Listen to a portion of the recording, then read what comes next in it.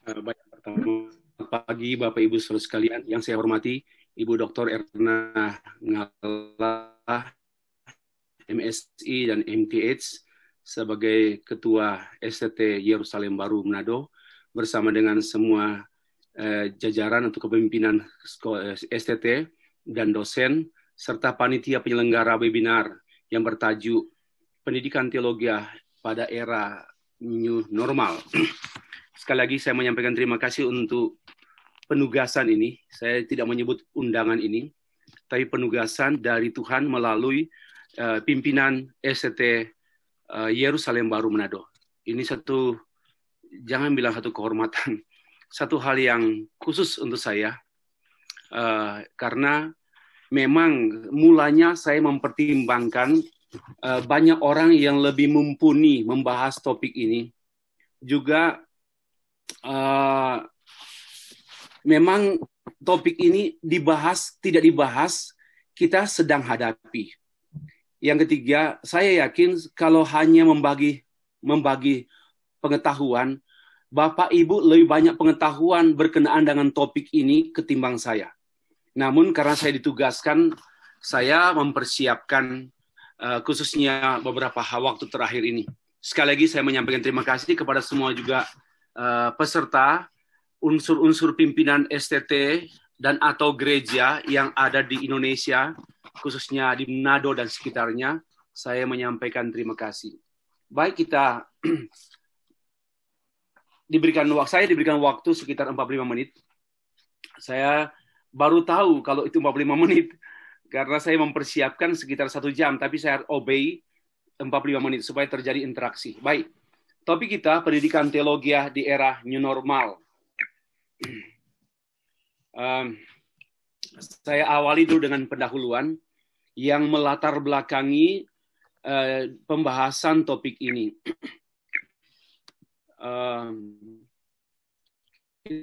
Kita tahu bersama, ini bukan hal yang baru, kita tahu bersama bahwa wabah COVID yang berlangsung sekitar 5-6 bulan terakhir ini sudah dan terus mengubah dunia di segala bidang. Saya sengaja menulis di PowerPoint ini agak lengkap, bukan PowerPoint, bukan point by point, karena sebenarnya saya harus menulis paper untuk disajikan. Namun ini saya sengaja menuangkan lebih banyak, bukan point by point, tetapi ada explanation dari poin-poin ini supaya Bapak Ibu bisa mengikuti. Dan saya harap insya Allah bahan ini tentu akan diberikan kepada pihak panitia, itu hak panitia. Semoga dapat diteruskan kepada pihak semua peserta untuk menjadi bahan pertimbangan, bahkan mungkin mengkaji ulang ketepatan kebenaran apa yang saya sampaikan. Boleh jadi meleset, boleh jadi tidak benar. Tetapi maka itu saya terbuka untuk dikritisi sepanjang presentasi dan ataupun setelah bahan ini ada di tangan Bapak Ibu. Sekali lagi, secara tidak sengaja, tak terencana, dunia ini diubah oleh satu kejadian. Tentu Allah di belakang semua ini kita yakin, bukan karena virus mengubah dunia. Tidak, ini jangan salah. Ini preman pinggir jalan yang tidak tahu pendidikan. Virus mengubah dunia. Tidak. Bagi saya, Allah sedang mengendalikan dunia dan mengubah dunia dengan menggunakan instrumen yang terkecil dan tak terlihat, yaitu virus atau virus. Ya, maka itu kita tidak boleh berlebihan dengan virus. Kita harus berlebihan dengan Tuhan. One more time. Kita harus berlebihan dengan yang mengizinkan virus ini ada, yang sedang mengubah dunia. Kita tidak boleh berlebihan dengan virus. Kelebihan virus bahaya juga. Baik, semua sedang berjuang mengendalikan dunia ini, bangsa-bangsa, pemerintah-pemerintah, termasuk Indonesia, mengendalikan kapal besar. Saya menyebut kapal besar Indonesia, termasuk Menteri Ekonomi mengendalikan kapal ekonomi, Menteri Kesehatan, kapal perguruan tinggi, tidak terkecuali perguruan tinggi keagamaan Kristen Indonesia, sedang berupaya untuk mengendalikan nakoda, not enough. Karena apa yang Tuhan izinkan ini menjadi tantangan yang sangat serius, tak terprediksi, tak terencana sebelumnya, tak terprediksi, dan ini bisa sangat berbahaya dan dapat menghentikan kapal besar yang sedang berlayar. Dan paling parah bisa menenggelamkan kalau mismanagement karena COVID-19 ini. Bapak Ibu, karena itu banyak kebijakan pihak pemerintah, namun yang saya cermati tentu baguslah kebijakan jangka pendek. Saya mencermati kalau pemerintah membuat kebijakan jangka panjang agak lucu, termasuk sekolah-sekolah teologi ya, kalau karena pandemic times ini kita membuat kebijakan jangka panjang, ini saya pikir agak lucu, karena ini jangka pendek, ini wabah ini pendek, ya walaupun tak menentu kapan berakhirnya pendek itu. Namun yang saya cermati dari media-media massa yang saya dengar, saya baca, banyak termasuk pemerintah cenderung reaktif and reaction, ya reaktif dan mengulangi reaction, ya tapi reaktif jangka pendek dan juga reaktif tanpa kepastian yang saya sebut new uncertainty, ketidakpastian baru. Ya, maka itu kalau kita sejak bulan Februari, Maret, pemerintah berubah-ubah, ya, kebijakan-kebijakan terus berubah-ubah. Ya, itu bagi saya itu masih termasuk wajar karena tak menentunya COVID ini dan dampaknya. Gereja-gereja pun dan STT berubah bukan berdasarkan kajian teologi ya. Ini memang agak memalukan ya. Berubah bukan hasil teori satu kajian bersifat strategis, tetapi satu kecelakaan. Boleh dikatakan demikian bahwa kita sedang berubah karena kecelakaan. Ya, saya diingatkan dengan seorang teolog dan filsuf bernama C.S. Lewis yang karya novelnya sangat menghebohkan dan dikenal, The Chronicles of Narnia, ditulis oleh beliau tahun 1950. Tetapi dia menggambarkan apa masyarakat yang berlangsung pada tahun 2000-an. Dia futuristik, dia mampu melihat ke depan dengan kacamata teologi ya, diakomodasikan secara novelis, secara novel. Nah, ini sangat baik. Nah, bagi saya ini cara pemikir. Belum ada di Indonesia seorang pemikir, seorang futurolog, dan seorang teolog, seorang ekonom, seorang politisi yang mampu membaca tanda-tanda zaman termasuk peristiwa yang sedang kita nikmati sekarang ini. Maka itu lebih cenderung sekarang terjadi seperti Adrianus Mois sebagai mantan Bank Indonesia ya, mengatakan bahwa Indonesia cenderung reaksi jangka pendek. Dunia berubah, sekolah-sekolah teologi berubah, atau saya lebih tepat menyebutnya diubah dan terdampak sedih sekali, secara langsung atau tidak langsung, oleh pandemi COVID-19. Dan saya menambahkan hampir sama nasib dan seperilaku dengan semua orang, semua lembaga. Ya, STT hampir sama senasib. Yang paling mengerikan dan memalukan, hampir sama seperilaku. Ya, seperilaku. Ya, contoh saja, hidup berperilaku tidak mengikuti protokol kesehatan, itulah sebenarnya sama dengan dunia. Sama dengan dunia, hampir sama dengan orang pada umumnya. Kalau gereja ngotot ibadah, berjemaah bersama, sebenarnya sama-sama dengan lembaga lain. Nggak ada keunikan, kekhususan yang seharusnya menjadi teladan bagi lembaga-lembaga lain.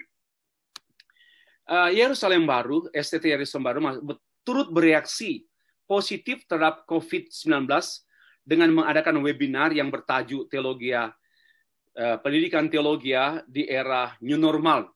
Ya, ini jangka pendek. Dan perubahan ini akan pasti terus-menerus dan kita tidak tahu kapan berakhir. Tidak perlu tahu, tidak ada guna juga tahu. Namun sebelum kita lebih lanjut membahas, saya ingin membuat klarifikasi istilah. Karena kita ini kan orang pendidikan, dalam dunia pendidikan, perlu ada klarifikasi kejelasan istilah. Hampir tidak ada negara yang tidak terdampak oleh pandemi COVID-19 dan sedihnya bangsa-bangsa termasuk Indonesia sedang diombang-ambingkan oleh virus tanpa kepastian dan tanpa konsep awal. Ya, seperti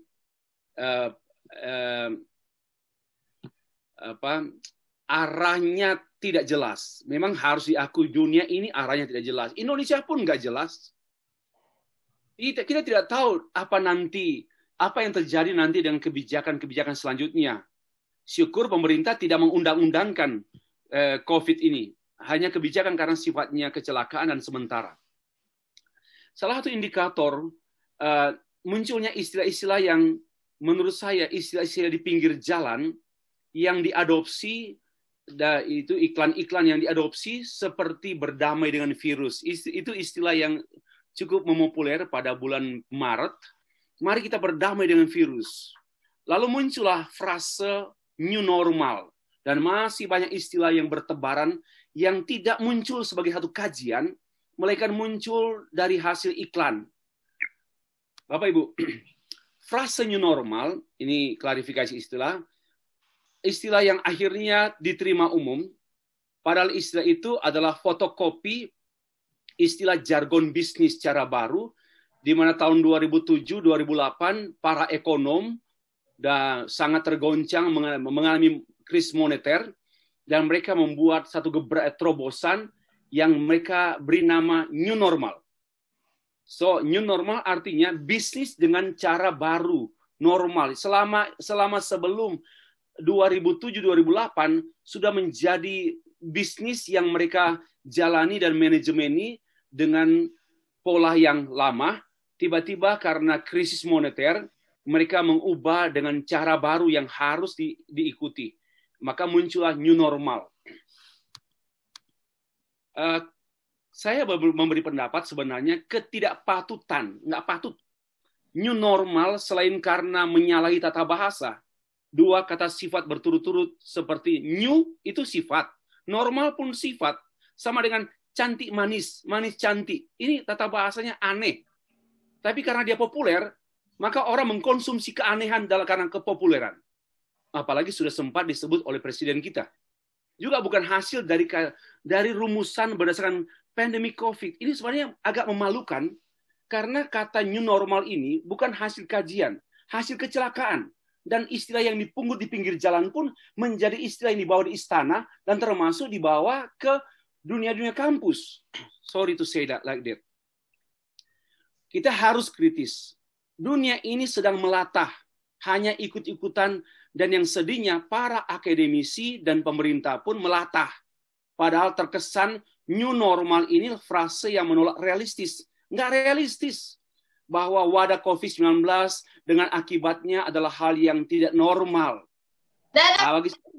Memang tidak normal, tetapi dianggap normal. Siapa yang mau terima COVID? Siapa yang mau terima dampak COVID?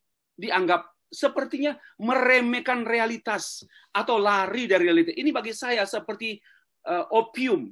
Jadi istilah ini opium untuk membuat masyarakat terima sajalah tanpa understanding. Nah, menurut seorang penulis namanya Daniel Lukito, dia pernah menjadi ketua Saat Malang. Dia menulis dalam satu tulisan, new normal adalah abnormal yang tidak diharapkan sama sekali. New normal, itu abnormal. Kalau mau dikaji, saya tambah kaji lebih jauh lagi, seluruh dunia semua bidang termasuk pendidikan teologi sedang menghadapi suatu kewajaran pendidikan baru. Maka istilah yang sebenarnya lebih cocok dengan juga bisa diterima dengan sesuai dengan tata bahasa, new normality atau kenormalan baru yang disikapi dengan wajar. Barunya bukan baru sekali dan bukan baru sama sekali, namun tantangan baru yang memang dihadapi ada eksesnya. Jangan sampai new normal ini menjadi new norma. Please pay attention di sini. Ya, jangan sampai new normal ini menjadi new norma. Ya, misalnya ke depan akan ada kuliah S1, S2, S3, no kelas karena new norma. Nah, ini bagi saya satu tantangan yang perlu dikaji oleh para pemerhati pendidikan. Pemerintah lebih banyak menghasilkan kebijakan-kebijakan bukan undang-undang normal lah, sifatnya temporal, tak diduga, pasti berakhir, tidak perlu norma khusus, kecuali langkah-langkah teknis. Demikian pula, STT nggak perlu membesar-besarkan virus dan dampaknya ini. Normal, bagi saya normal, reality. Ya, sesuatu yang realitas yang wajar.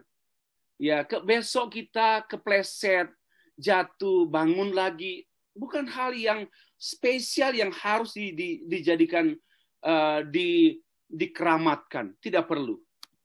Ya, maka itu muncullah kebijakan seperti pendidikan jarak jauh melalui media online, ibadah online. Ya, boleh saja dan ke depan boleh jadi ini akan dinormakan. Sehingga karena sudah pernah diakui, maka ke depan boleh jadi akan menjadi new norma, termasuk yang saya sebut tadi, program tanpa kelas, ya, lalu degree tanpa kelas. Kita lanjut, tadi klarifikasi istilah sudah cukup, memang sebenarnya masih banyak, tapi waktu hanya 45 menit. Nah, kondisi STT stuck sebelum pandemik, ringkas saja, menurut, bukan hemat saya nggak suka hemat saya, menurut pencermatan saya, dalam 15 tahun terakhir ini, sekolah-sekolah teologi Indonesia sudah dan sedang berubah arti dan fungsi, bergeser karena sedang dinasionalkan demi pengakuan nasional melalui akreditasi. Jadi sebelum saya bicara new challenge, kita sudah melewati satu challenge dan banyak yang selamat sedikit yang nggak selamat. Bukan soal terakreditasinya. Kenapa saya mencermati hal ini? Alat ukur atau standar university yang dipakai mengukur sehat tidaknya UI, Universitas Samratulangi, dipakai alat yang sama, alat ukur yang sama dipakai mengukur STT Yerusalem Baru. Alat yang sama dipakai mengukur lembaga-lembaga pendidikan yang lain yang sebenarnya not only auranya, naturnya memang berbeda. STT itu berbeda. Nggak bisa disamakan dengan sekolah tinggi administrasi, sekolah tinggi manajemen. Nggak mungkin disamakan dengan Universitas Diponegoro. Nggak mungkin. Kecuali ya penyamaan semu. Dan menurut saya akreditasi selama ini semu. Ya, akreditasi selama ini kan semu semua. Hanya penyamaan administrasi saja, data-data saja. Tapi substansinya hanya sub saja, nggak pakai substansi. Sub makaroni, sub bubur, sub kacang merah. Bapak Ibu, padahal sejatinya PT KKI, Perguruan Tinggi Keagamaan Kristen Indonesia, adalah tempat studi, pelatihan dan pembentukan para pendeta yang kemudian menjadi tempat penyiapan pendeta teolog scholar. Ini istilah yang saya ambil. Tempat pembentukan para pendeta teolog scholar. Bukan hanya scholar, tapi teolog scholar. Bukan hanya ilmuwan, tapi juga pendeta. Dan banyak staf STT yang masih mempertahankan hakikatnya. Dan bukan sedikit yang menyerah demi pengakuan negara. Ya, demi pengakuan negara. Saya harap ada di antara Bapak Ibu, saya siap mendampingi yang bisa menulis disertasi tentang hal ini. Ya. Sekarang PT KKI yang sejatinya seminari dinasionalkan, semua berjuang memenuhi syarat akreditasi. Ini tantangan yang betul untuk kita, serius untuk kita, karena proses pembentukan pendeta menjadi proses pembentukan tenaga profesional. Ini satu pernyataan saya. Yang sedang berlaku sekarang proses pembentukan pendeta hanya berubah menjadi proses pembentukan tenaga profesional, tenaga ahli. Yang khotbahnya, yang skill pastoral skillnya itu tidak touch kepada gereja. Ya, karena dia ilmuwan. Karena pihak pemerintah melalui BAN PT tidak akan membahas itu. Ini kan kalau mau jujur ya, saya mau kritik ke pemerintah. Kalau bisa memang harus segera membuat akreditasi mandiri, khususnya STT. Akreditasi mandiri sekolah teologi yang diurus sampai ke jantung-jantungnya. Ini hanya kulit loh. Mari kita menjadi kritis. Dan kita harus berbicara pada pemerintah yang sedang menjajah kita secara bodoh. Kenapa? Karena hanya kulit ari, hanya kulit luar aja yang diakreditasi. Tidak mengakreditasi hanya manajemennya, tapi substansi keilmuan, substansi peran lembaga pendidikan nggak diapa-apain. Maka maaf, jangan tersinggung, jangan sombong, jangan bangga kalau akreditasi. Itu baru lapisan kulit luar. Ya, baru lapisan kulit luar. Kita tunggulah 10 tahun yang akan datang. Tamatan dari STT terakreditasi unggul. Seperti apa keunggulan tamatannya, lulusannya? Seperti apa? Jangan nilai sekarang dulu, perlu 10 tahun untuk membaca lulusan sekolah-sekolah teologi ya. 10 tahun, lihatlah kiprah sepak terjang alumni-alumni di lapangan kalau masih hidup. Nah, saya memberikan contoh satu sekolah yang cukup terkenal, siapa tidak kenal, Harvard University. Mulanya itu memang college, Harvard College, didirikan tahun 1635 dengan spirit Reformation atau Puritan Reformation yang sangat menekankan spirituality and theological thought. It's very, very significant. Spirituality and theological thought menghasilkan pendeta ilmuwan, scholar pastor. Ya. Namun sekarang hanya menekankan scholar, sehingga lacking spiritual passion and ministerial skill. Mau bukti? Kenapa MDiv ditutup? Sekarang baru muncul lagi setelah kita bersuara. Kenapa prodi-prodi yang dulu sebenarnya cemerlangnya gereja ditutup oleh pemerintah? Setelah kita gebrak-gebrak begitu baru diakui, tapi dianggap vokasi. Saya pun nggak setuju. According to me, bagi saya, itu bukan vokasi. Kita tidak bisa memilah-milah pendidikan dan prodi itu dipilah-pilah. Itu utuh. Menjadi seorang teolog, seorang pemikir, seorang pengajar, seorang pengkhotbah, seorang konselor, seorang jangan orang-orangan yang sifatnya komprehensif. Hamba Tuhan nggak mungkin hanya pandai nulis. Hamba Tuhan mungkin hanya pandai bicara. Harus multitasking. Itu hamba Tuhan. Maka berbeda dengan tamatan UI.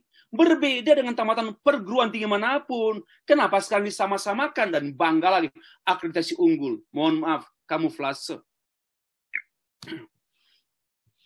Harvard mulanya dipengaruhi oleh Puritan dengan visi pastor theologian atau a learned clergy, seorang pelayan gereja yang terpelajar, pastor scholars, dan memang sangat menghasilkan seorang pastor dan pemimpin gereja yang sangat efektif.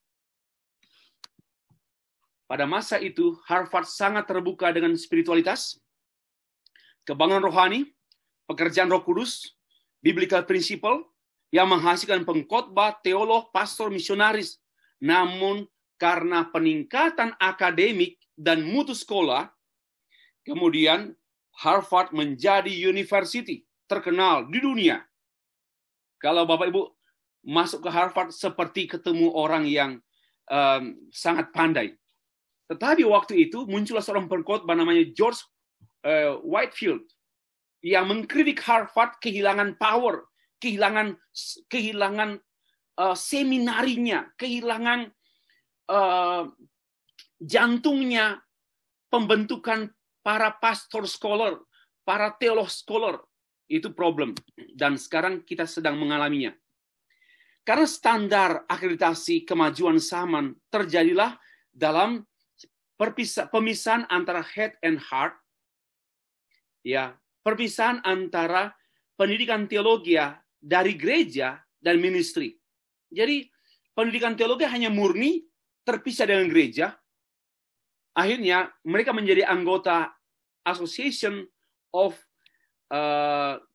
Theological School di Amerika, distandarkan, dinasionalkan, akhirnya hilanglah yang namanya spiritualitas, fokus menyiapkan pastor hilang. Hampir semua staf dan STT di Indonesia, baik pemimpin maupun dosen-dosen, harus diakui kehabisan energi. Sejak tahun 2008, mulai 2012, 13, 14, kehabisan energi. Dosen-dosen kehabisan mengejar ketertinggalan demi pengakuan, sehingga kualitas dan integritas pun dipertaruhkan. Ya, kualitas dan integritas program percepatan ketersediaan, ketercukupan dan kepantasan dosen. Maka itu kuliah cepat banyak. Itulah karena demi tuntutan akreditasi. Akreditasi itu kadang-kadang ya itu bagus, saya tidak anti, tetapi harus ada keseimbangan yang saya akan sampaikan pada akhir pemaparan ini. Nah, saat ini pendidikan teologi semakin diuji dengan realitas yang baru atau kewajaran yang baru, new reality, atau ya reasonableness, new reasonableness, manajemen dan teknologi pendidikan dengan menerapkan sistem digital untuk memfasilitasi pembelajaran jarak jauh, Zoom atau Google Meet. Kita lihat apa Kementerian Pendidikan dan Kebudayaan mencermati isu-isu terakhir ini, perubahan struktur yang sangat cepat, pembelajaran jarak jauh tidak langsung dan tidak hidup, hanya the same time, different places, tempat berbeda, same time, but no life, tidak ada kehidupan langsung. Banyak institusi pendidikan yang mengalami tekanan finansial, khususnya pendidikan yang diselenggarakan oleh masyarakat, di antaranya STT, itu peta perubahan pendidikan di Indonesia sekarang, termasuk sekolah-sekolah swasta, not only tidak hanya di Indonesia, tapi juga di Inggris, di Amerika juga. Mempercepat akses digital dalam manajemen sekolah, kelas dan mata kuliah harus. Ini bukan wow, enggak, ini biasa, ini new reality. Ini new reality, wajar. Oh, namanya menikah kok, masa masih kayak hidup bujangan. Ya menikah ya hidup berubah lah gitu. Jadi wajar. Yang enggak mau menikah yang enggak wajar, enggak mau loh. Tuntutan untuk terus meningkatkan keterampilan teknologi informatika itu satu hal yang wajar, bukan wow, kita harus bagi wajar itu. Struktur organisasi perusahaan dan tipe pekerjaan baru banyak muncul, dan itu akan menantang gereja dan menantang STT. Ya, dunia kerja menantang gereja menantang STT menantang dosen menantang mahasiswa. Itu kalau lihat plotnya, alurnya. Tenaga kerja multi generasi dan beragam. Nanti satu perusahaan, satu gereja akan ada kakek, nenek, papa, mama, kakak, adik dalam satu company, dalam satu paguyuban, dalam satu komunitas, dalam satu perusahaan, dalam satu sekolah, dalam satu gereja. Itu pekerjaan. Kalau dulu gini kan, tunggu kakek mati dulu baru ganti. Kalau dulu maka itu anak muda, cepatlah kakek saya cepat matilah supaya saya ganti. Itu doa orang gila 20 tahun yang lalu. Sekarang nggak perlu, kakek masih hidup, saya sudah memimpin kakek. Itu sudah berubah. Jadi bukan hal yang dulu kan tunggu mereka yang senior mati dulu.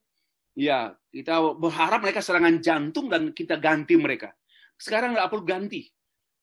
We no need replace them, but we are sitting together, thinking together, ministering together. Jadi sudah tinggal yang mana yang unggul, ya boleh jadi cucunya yang kemudian unggul.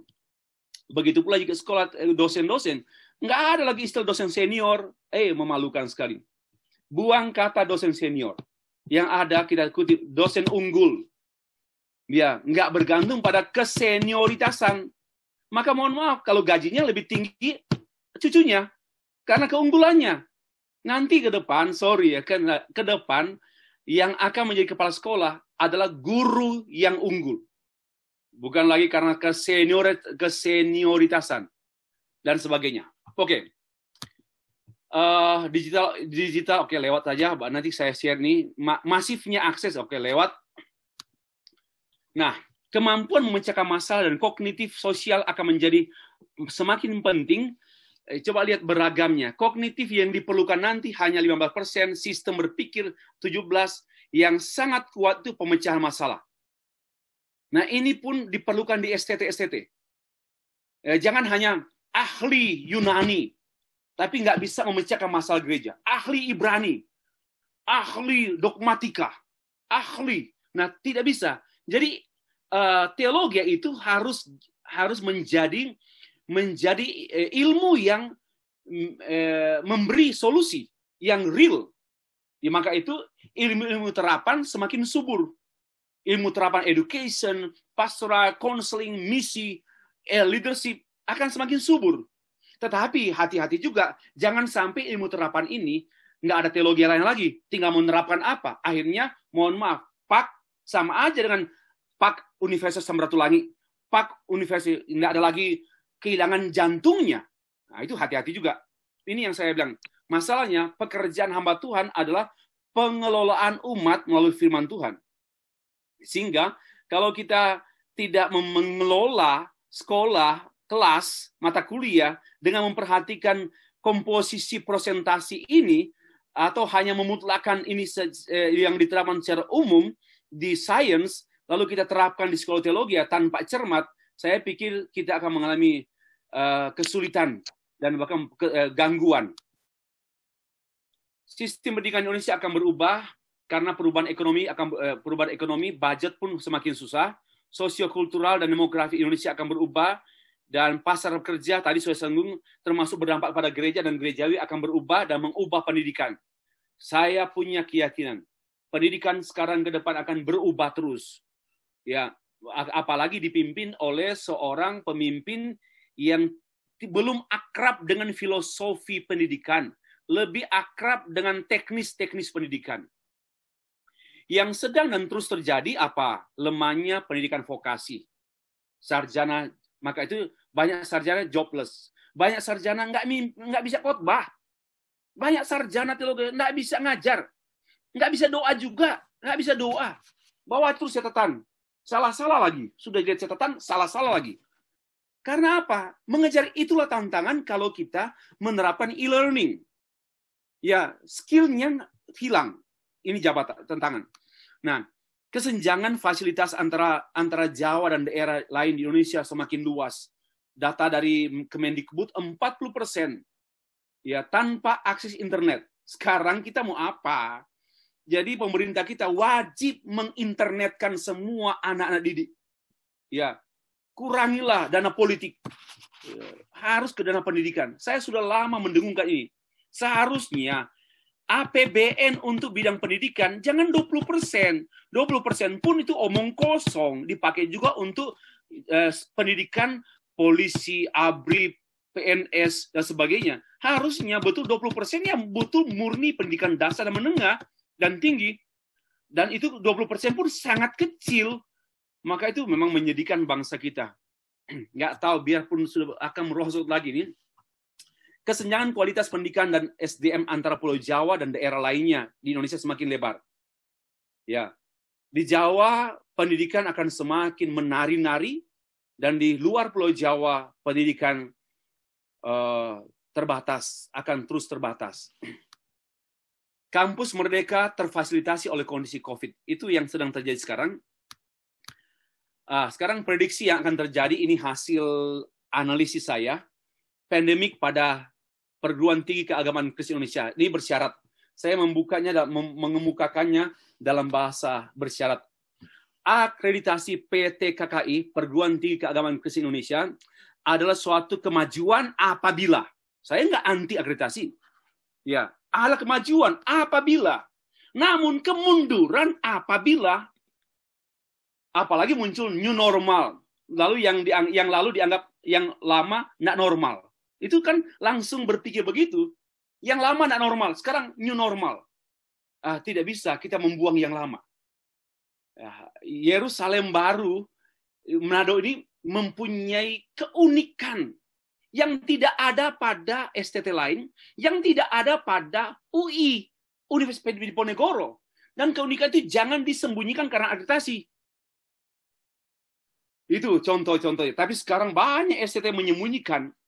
ya takut gitu nanti nggak dapat B. Dulu B, sekarang unggul yang A ya. Oke. Apa ini nih hasil? Apabila rumpun studi teologi ya, yang memang berbeda worldview dengan rumpun studi ilmu-ilmu alam, ilmu sosial di universitas, lalu apa yang akan dilakukan oleh STT supaya terakreditasi dengan nilai unggul? Menjadi sama bahkan melampaui perguruan tinggi atau universitas. Apa yang kita harus lakukan? Ini PR kita. Jangan hanya 9 standar. No, kita STT harus berpikir lebih daripada 9 standar yang membuat perguruan tinggi yang lain memang berbeda sekali sama kita. Sorry, agak cepat. Apabila perguruan tinggi keagamaan Kristen menekankan sisi tuntutan akademik, maka akan terjadi apa? Sedangkan apabila menekankan pada sisi spiritualitas, maka akan terjadi apa? Maka itu memang tidak bisa dipisahkan antara akademik dan spiritualitas, tidak dapat dipisahkan. Namun akreditasi tidak mengurus spiritualitas. Sudah sombong, akreditasi unggul. Sorry, saya belak-belakan. Karena saya cukup menjiwai sejak tahun 2009 mengikuti perkembangan proses akreditasi di Indonesia sampai hari ini. Saya apresiasilah STT yang berjuang untuk mengejar peringkat akreditasi. Saya apresiasi, tapi jangan juga mengabaikan ini. Nah, yang keempat, apabila tujuan PT KKI adalah berkenaan dengan tujuan gereja, maka akan apa? Dan apabila tujuannya murni pendidikan, artinya tujuan STT tidak lagi terkait dengan gereja. What will happen? Apa yang terjadi? Oh, bagi saya akan mengulangi Harvard University. Pada waktu Harvard dipisahkan dengan gereja, maka Harvard menjadi sekuler. Dan apa? Sekarang dikuasai oleh ilmu-ilmu sekuler, manajemen, kemiliteran, ruang angkasa. Tidak ada teologi, hanya satu departemen ilmu, lagi pula ilmu. Tidak terkenal. Coba dihimpit, dijepit oleh departemen-departemen yang lain. Ya, departemen teologi di Harvard University itu dijepit oleh departemen-departemen yang lain. Betul-betul menyedihkan. Padahal awalnya itu untuk pendeta, bukan pendekar.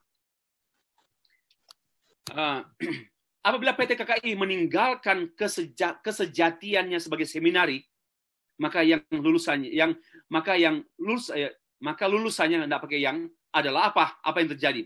Yaitu ilmuwan yang nggak cakap melayani, yang nggak punya passion rohani.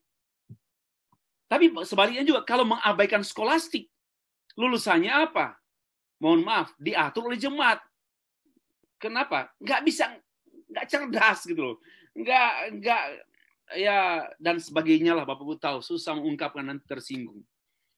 Nah, apabila PT KKI tetap mempertahankan pembelajaran tatap muka, maka apa? Apa yang terjadi? Tatap-tatapan. Namun apabila menekankan pembelajaran e-learning atau online, what will happen? Apa yang terjadi? Ini yang menjadi fokus kajian saya, kita. Apa yang terjadi? What will happen? Ya, apabila PT KKI menekankan e-learning, namun apabila menerapkan blended learning, maka, nah ini jadi saya mengkerucut ya. Ya, namanya pendidikan teologi di era new normality.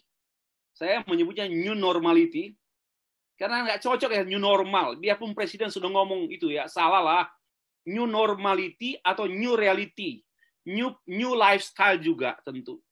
Nah, saya mengusulkan blended learning sebagai satu upaya yang sangat efektif.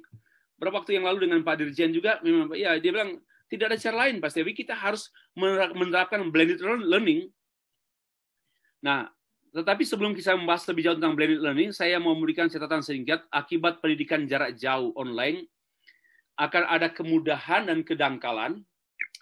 Ya, ini harus disikapi. Nggak harus begini, tidak harus begini, tapi harus disikapi dengan sadar.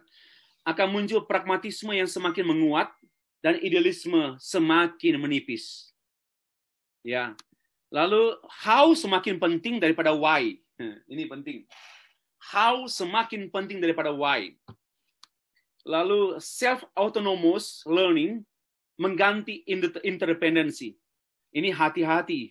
Kita tidak harus begini, maka itu kita itu mengadakan seminar. Saya harap seminar ini di follow up. Ini baru introduksi, Bapak Bu.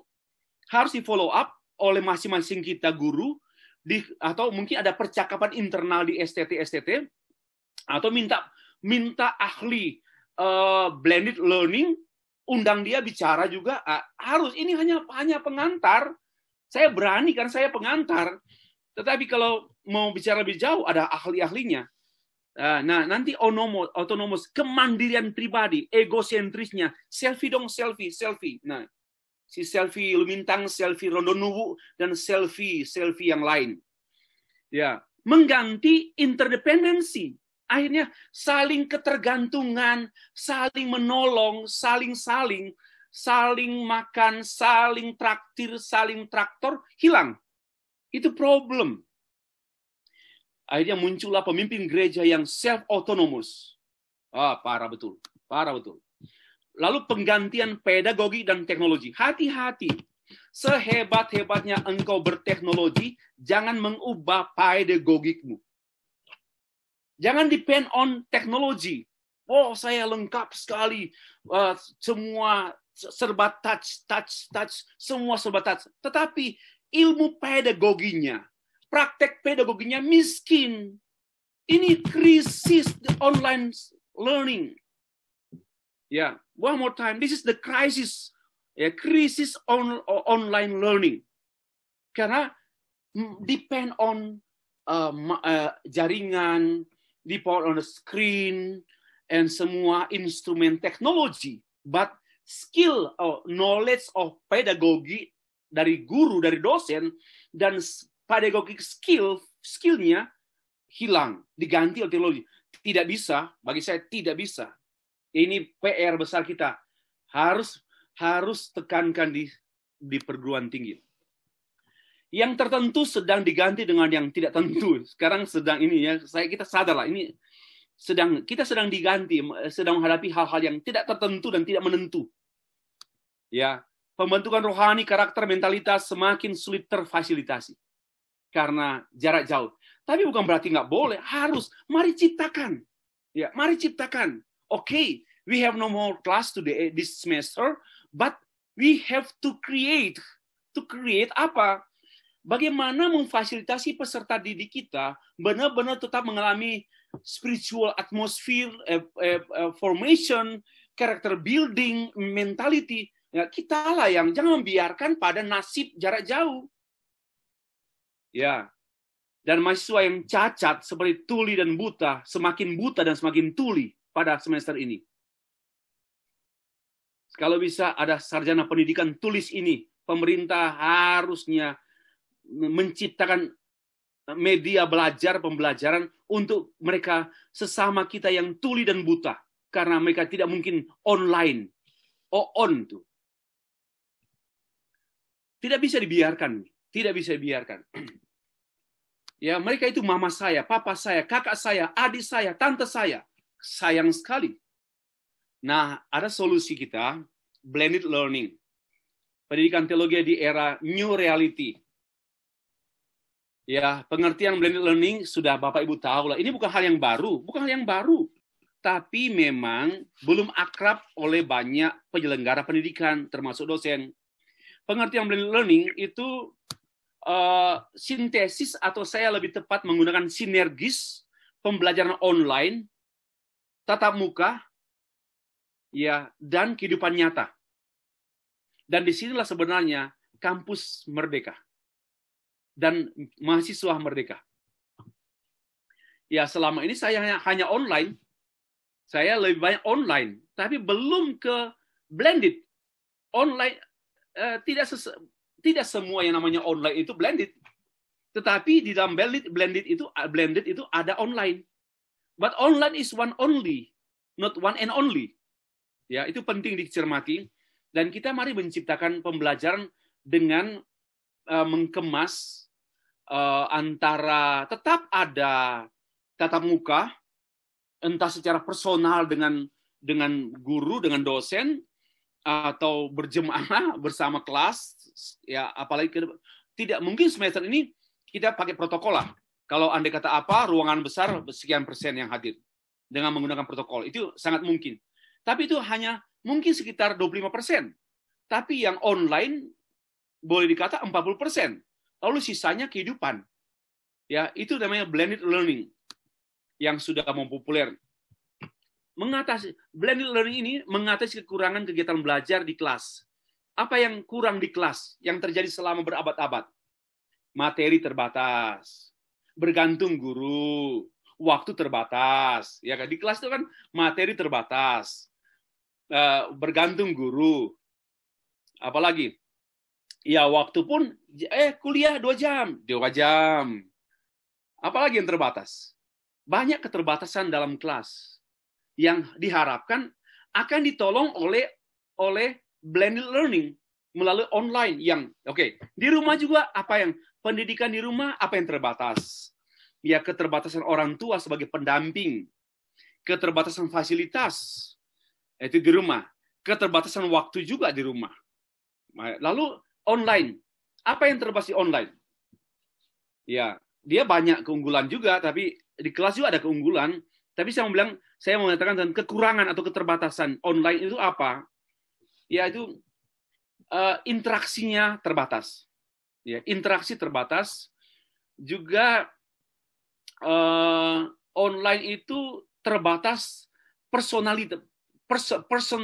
personal touching. Ya, sentuhan pribadi secara pribadi dari lecturer, dari profesor ke student. Ya, itu terbatas, sangat terbatas. Nah, dan blended learning berusaha untuk mengatasi keterbatasan-keterbatasan ini dalam satu model, cara, gaya, metode yang sangat intens, tapi juga efektif. Itu namanya blended learning. Sorry, saya hanya introduksi. Saya harap ini dapat di-follow up lebih lanjut di kelas-kelas dan atau di sekolah-sekolah di STT. Kekuatan blended learning, satu, pembelajaran kekinian. Ini kekinian, bukan kelaluan. Ya, kekinian. Dan kita harus kekinian. Ya, biar dianggap tren. Nanti anak muda yang kita ajar ini mereka mau kekinian. Ya, biarpun dosennya sudah kelaluan dan keterlaluan juga kalau nggak mau kekinian. Ya, lalu pembelajaran holistik. Itu yang ke blended learning itu holistik sifatnya karena menyeluruh. Di rumah, di kelas, di Starbucks. Bahkan saya ini di dalam kamar, ini kamar. Ini kamar. Jadi ya kita belajar, Bapak Ibu, jangan-jangan ada yang di toilet. Nggak apa-apa, tapi jangan perlihatkan. Ada di mobil, di mana saja itu memang holistik. Dan itu bebas waktunya. Juga pembelajaran yang terbuka. Terbuka, itu sangat terbuka. Wah, karena blended learning ini, dia terbuka dengan dunia seterbukanya dunia. Bukan hanya seterbukanya mulut dosen. Ya, bukan hanya seterbukanya mulut dosen.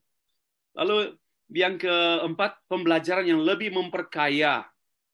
Ya, karena memang dia dengan online kan, dia tidak hanya depend on guru pada waktu itu, dengan materi itu, wah dia lebih lagi lah. Pembelajaran kemandirian student. Memang ini mandiri. Ya, blended learning ini betul-betul guru hanya memotivasi dan mengarahkan student. Tetapi kemandirian mereka menggali, bertanya, berinteraksi itu yang harus diupayakan. Lalu yang keenam, pembelajaran yang bebas, merdeka. Bukan hanya waktu, tempat, melainkan juga cara-cara, sumber-sumber belajar yang bebas. Tinggal jangan belajar pada setan, tapi belajarlah tentang setan. Nah, tinggal setan aja. Kita nggak perlu belajar pada setan, tapi belajar tentang setan.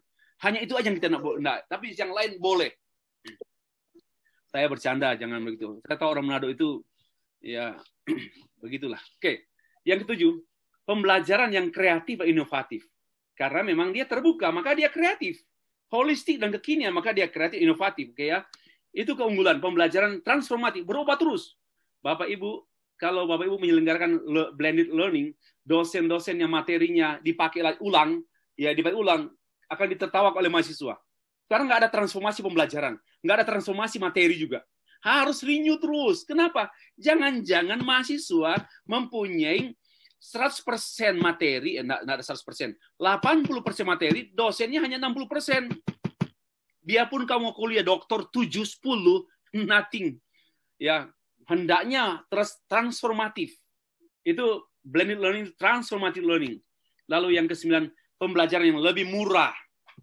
Hanya mahal di di perangkat lunak dan juga lebih mahal pisang goreng lah. Oke. Model-model blended learning itu saya nggak bahas ini, tinggal waktu saya tinggal 5 menit. Oke, ini model-model bisa dipelajari, banyak buku. Datang ke Gramedia, cari buku-bukunya, Bapak temukan. Saya akhiri dengan kesimpulan. Pada era apapun, termasuk era new reality atau new normality, adalah karena pandemi COVID-19, maka PT KKI tetap bersifat kritis, konstruktif, dan inovatif. Jangan latah. Termasuk dalam hal penyebutan istilah-istilah. Jangan latah. Saya siap berlawanan dengan pemerintah kalau latah. Karena kita akademisi ini harus bebas dari pengaruh politik manapun. Karena kebebasan ilmu kita ini harus terungkap pada kebebasan bersuara juga memperbaiki ketidakbenaran.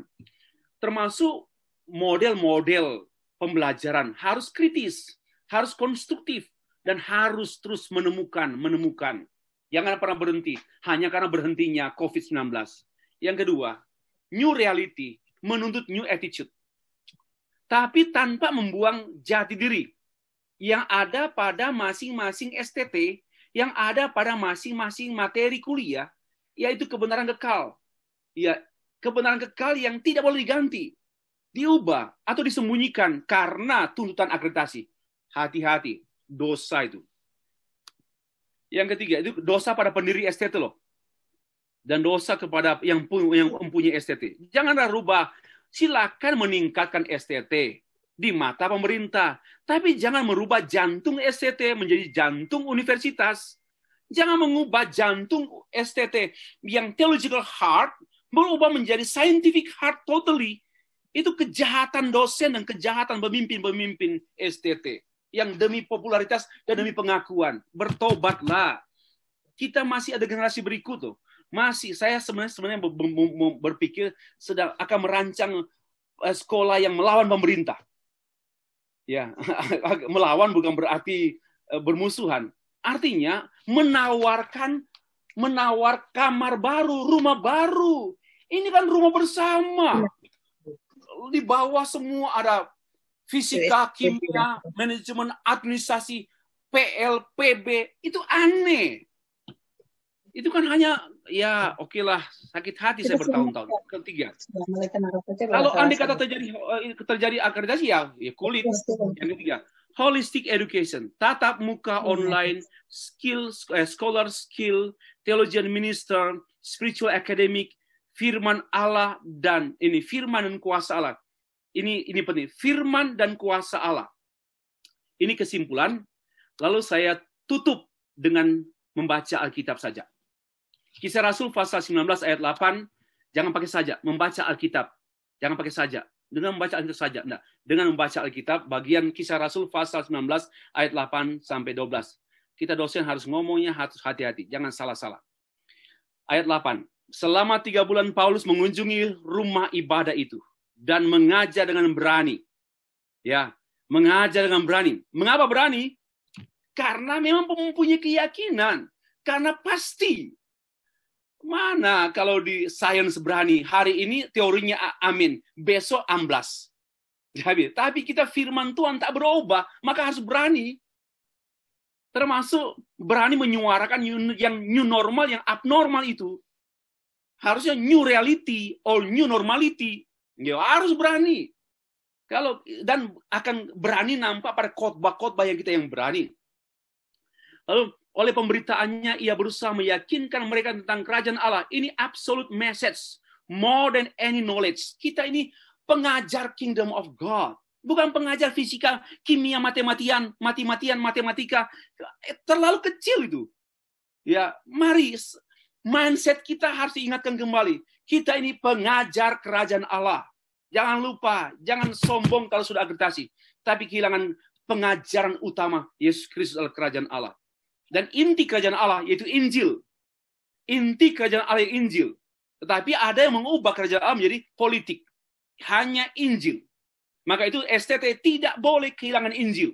STT kehilangan Injil bukan STT lagi. Harus dibakar. 9. Tetapi ada beberapa orang yang tegar hatinya. Mereka tidak mau diyakinkan, malahan mengumpat jalan Tuhan di depan orang banyak. Karena itu Paulus meninggalkan mereka dan memisahkan murid-muridnya. Ini penting sekali. STT itu murid-murid yang dipisahkan. Jangan menyamakan murid-murid STT kita ini dengan Universitas Samratulangi. Murid-murid yang dipisahkan. Ini betul-betul. Ini mereka harus menjadi absolute student. Ya, dan setiap hari, ini kurikulum ini, Paulus 2 tahun di Tyrannus, dan dia setiap hari berbicara di ruang kuliah Tyrannus. Ini namanya absolute learning. Setiap hari. More than blended learning. Ini setiap hari and anywhere, wherever Paulus berada dan dia mengajar. Ini sebenarnya perlu dikaji. Ya, saya menyebutnya absolute learning. Setiap hari di ruang kuliah. Ini bukan soal ruangannya ya, tolong perhatikan. Bukan soal ruangan, kuliah. Jadi bukan soal ruangan tatap muka, bukan soal online bukan, tapi kuliah. Ya, apakah terjadi kuliah? Kita menggunakan media kuliah, media pembelajaran, apakah terjadi kuliah? Terjadi learning process. Ya, oke. Tinggal 3 ayat. Hal ini lakukannya 2 tahun lamanya sehingga semua penduduk Asia mendengar firman Tuhan. Baik orang Yahudi maupun orang Yunani. Ini absolute impact. Absolute impact. Dari apa? Dari STT, dari dosen. Absolute impact. Apa? Kalau lingkungan estetik kita tidak berdampak, tidak ada dampak dari kalau hanya dampak kemudian tukang jual rokok di pinggir STT laku terus, itu dampaknya. Ya, bukan hanya dampak ekonomi sebagaimana orang duga, tapi dampak kehidupan. Wah, ini yang dampak kehidupan. Kenapa? Karena firman Tuhan. Ya. Inilah jantungnya STT. Ojo lali, Mbok. Jangan lupa, jantung STT firman Tuhan. Jantungnya beda dengan Universitas Indonesia. Jantungnya UI adalah science, pure science. Kita jantungnya firman Tuhan. Kalau enggak usah munafik-munafikan, tutup saja. Untuk apa STT? Tapi jantungnya bukan firman Tuhan. Dan yang menarik, oleh Paulus Allah. Oleh Paulus Allah mengadakan mujizat-mujizat yang luar biasa. Ini namanya absolute lecturer. Tapi kalau dosennya nggak rohani, mana ada tanda mujizat terjadi. Ya, dosen harus kaya firman, kaya kuasa Allah. Saya sudah berkali-kali menyebut itu. God's word and God's power. Ini seorang dosen harus kaya firman. Kaya otaknya Tuhan. Tapi kaya tangan Tuhan. Kaya pemikiran Tuhan. Tapi kaya karya Tuhan. Itulah absolute lecturer. Ya. Yang terakhir, bahkan orang membawa sapu tangan atau kain yang pernah dipakai oleh Paulus dan meletakkannya atas orang-orang sakit. Maka lenyaplah penyakit mereka dan keluarlah roh-roh jahat. Ini absolute fruit. Jokowi nggak bisa ngusir roh jahat. Orang-orang hebat secara politik, militer, tidak bisa melakukan yang dilakukan oleh STT. Hanya STT lah yang bisa melakukan ini. Ya, banggalah, nggak usah jadi politisi. Sorry, politisi nggak bisa lakukan ini. Tapi di balik semua penyakit-penyakit dunia, termasuk virus ini, ada turut bekerja roh-roh jahat. Maka itu muncullah politisi di Amerika yang anti masker, mati. Bagi saya itu kenapa? Karena di balik pemberontakan adalah roh setan, roh jahat. di balik orang-orang yang anti masker, anti protokol, anti nyamuk. Itu setanlah di balik semua itu. Nah, tetapi kita teolog, STT, kita mengerjakan hal-hal yang tidak dapat dikerjakan oleh siapapun di dunia. Karena itu, kita harus lebih daripada akreditasi. Kita harus lebih dari akreditasi. Bukan tidak boleh akreditasi. Karena ini tidak diurus oleh akreditasi. Ya. Sekian. Terima kasih. Saya kembalikan pada moderator. Oke, baik Pak. Terima kasih untuk materinya. Sungguh sangat luar biasa. Membuka wawasan bagi kita sekalian. Dan pada saat ini sudah ada beberapa pertanyaan Pak yang disampaikan melalui fitur chat. Saya akan membacakannya satu persatu dan mungkin bisa langsung dijawab Pak. Sabar.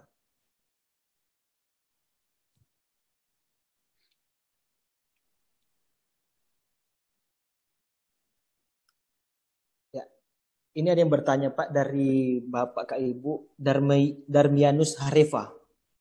Bagaimana sekolah teologi Kristen keluar dari kukungan dan jajahan yang tersistem dalam dunia pendidikan teologi yang menghilangkan kekasan dan roh teologi Kristen yang sesungguhnya sementara kita ada dalam keharusan untuk mengikuti sistem yang pemerintah wajibkan. Demikian Pak pertanyaannya. Mungkin bisa langsung dijawab. Langsung ya. Ya. Terima kasih Pak Harefa atau Ibu Harefa. Ini orang yang betul-betul memperhatikan pendidikan, ini update terus, dan sakit hati juga itu terhadap realita, new realita, ini new realita, ya. Tadi saya sudah bukan singgung, saya nggak suka menyinggung, saya sudah sebut sedikit tadi mengenai kita harus mengupayakan akreditasi LAM, lembaga akreditasi mandiri. Ya, mandiri harus itu hanya itu. Sambil kita mengharapkan pembersihan Kementerian Agama sebagaimana yang diupayakan oleh Pak Dirjen ini ke bawah, kita membentuk LAM.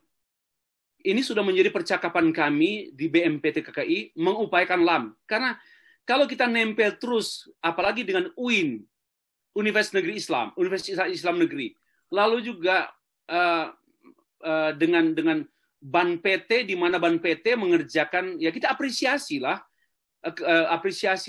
Ban PT mengerjakan semua jenis prodi dan institusi yang berbeda rumpun, berbeda nenek moyang.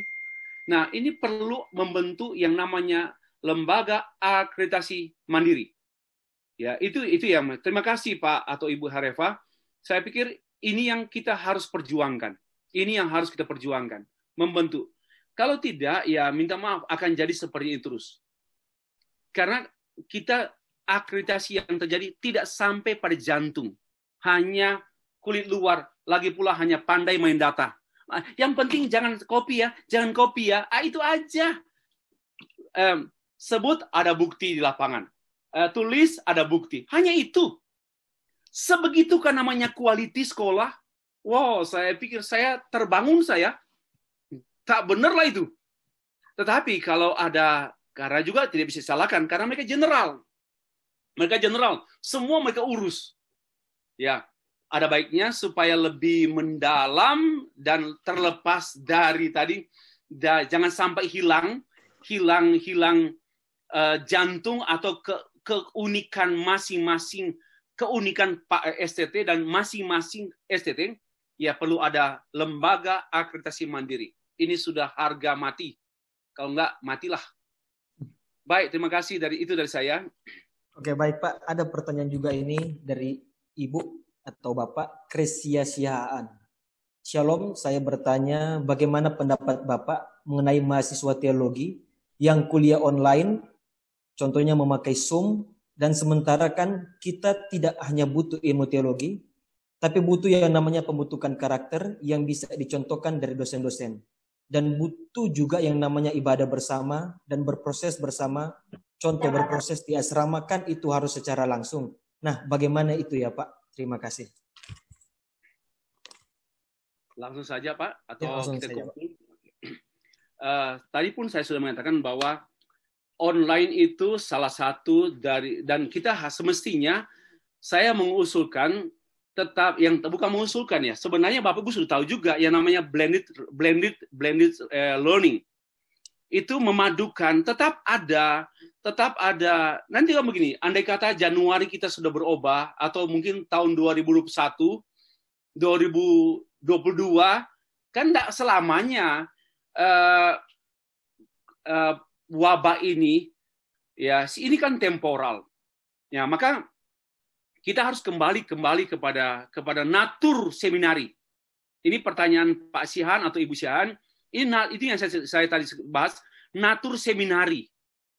Tidak bisa hanya dan natur seminari, dan itu perlu ada yang namanya blended learning.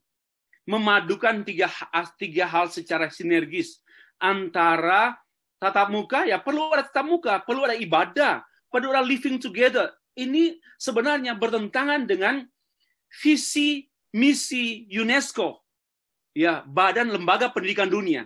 Di antaranya yaitu learning to know, learning to be, and learning to live together. Nah, kalau nggak bisa living together, bagaimana mungkin jadi? Maka ini sifatnya sementara, tetapi pada masa kini kita perlu membarengi dengan kegiatan-kegiatan dalam upaya meneruskan pola-pola pembentukan mentality, spirituality, dan juga skill. Ya, itu seperti ada fellowship bersama, ibadah bersama, doa bersama, tetap jaga jarak, tidak masalah.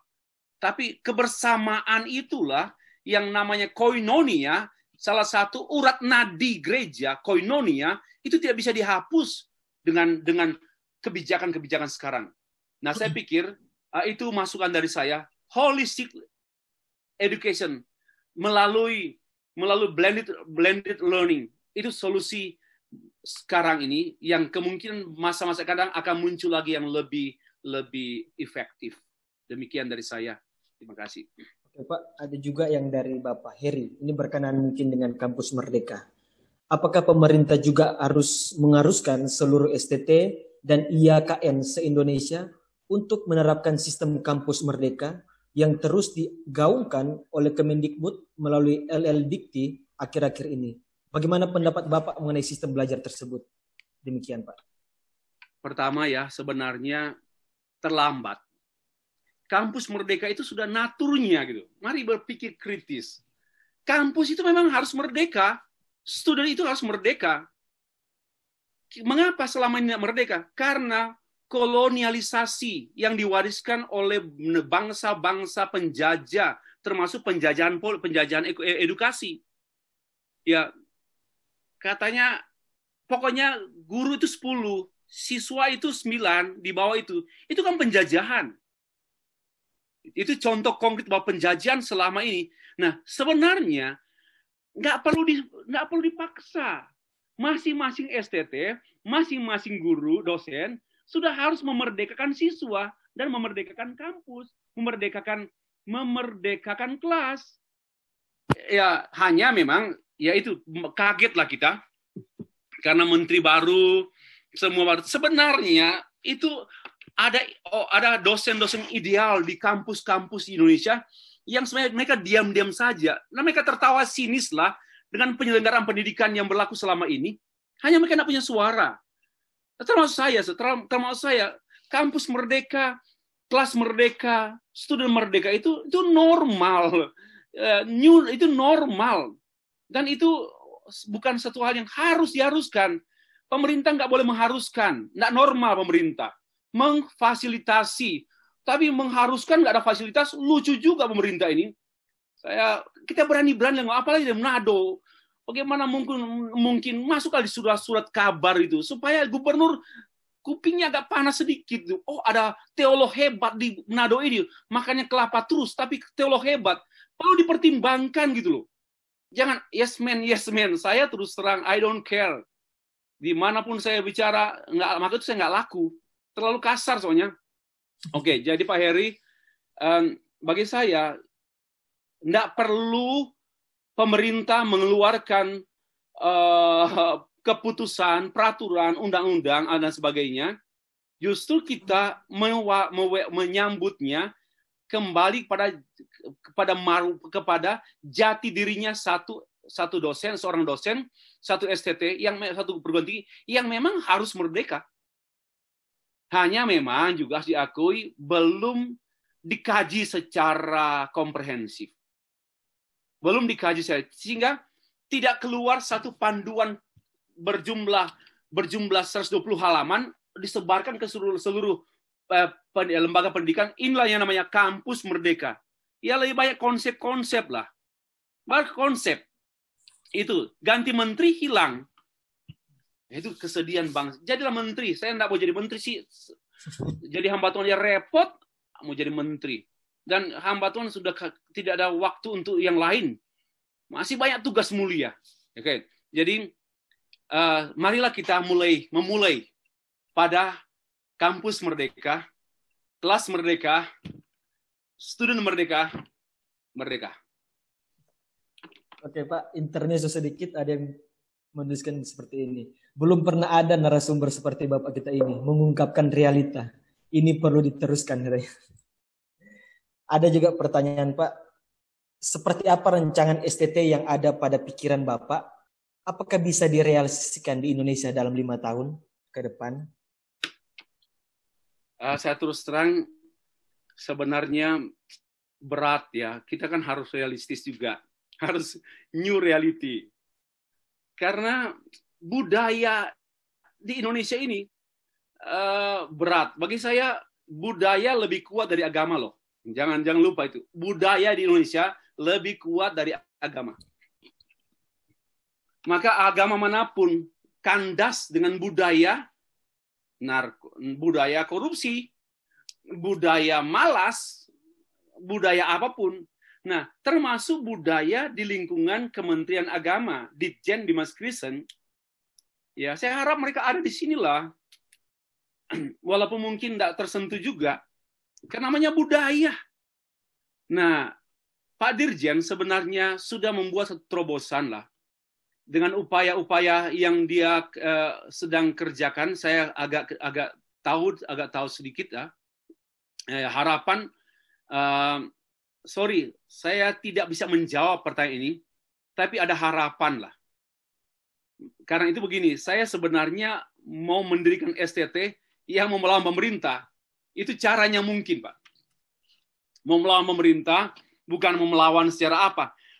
Buat sekolah yang berkualitas, berintegritas, nggak perlu tamat sarjana, doktor nih, tapi pemerintah mulai menjadi bahan kajian, dan kita bisa bersuara, ayo tamatan kami itu.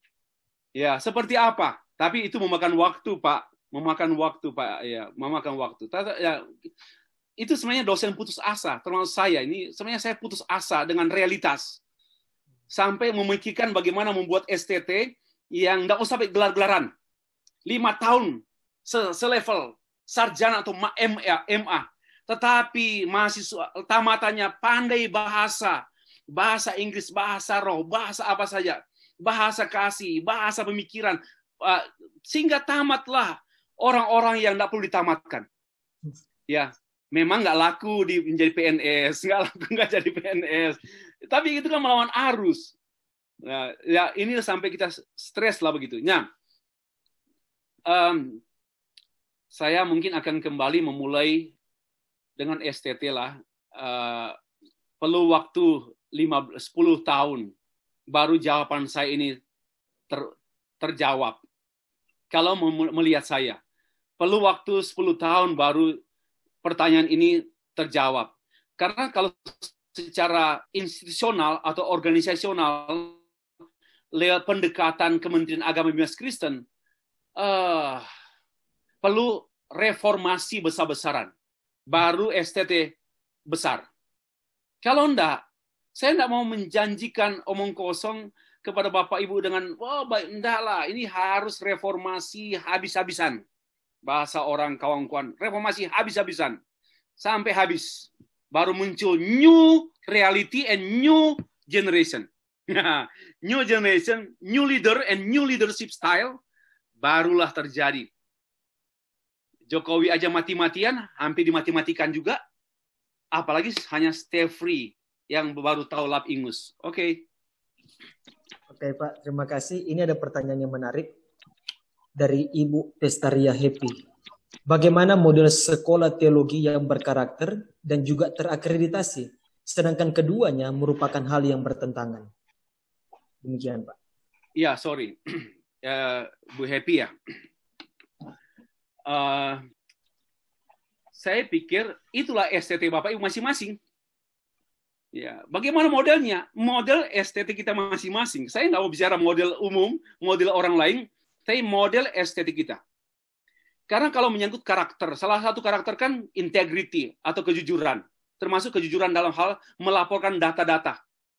Jangan pas akreditasi buku-buku dosen dikumpul di perpustakaan biar banyak. Itu kan sudah enggak akreditasi dan enggak integritas. Ya, sampai saya bilang, sampai kipas angin pun pinjam dosen punya kipas angin biar dianggap aset lembaga. Itu dosa yayasan tuh, dosa ketua yayasan. Pinjam mobil pribadinya dosen dan dianggap mobil lembaga yayasan. Itu dosa ketua yayasan. Nah, itu loh yang sekarang kita hadapi.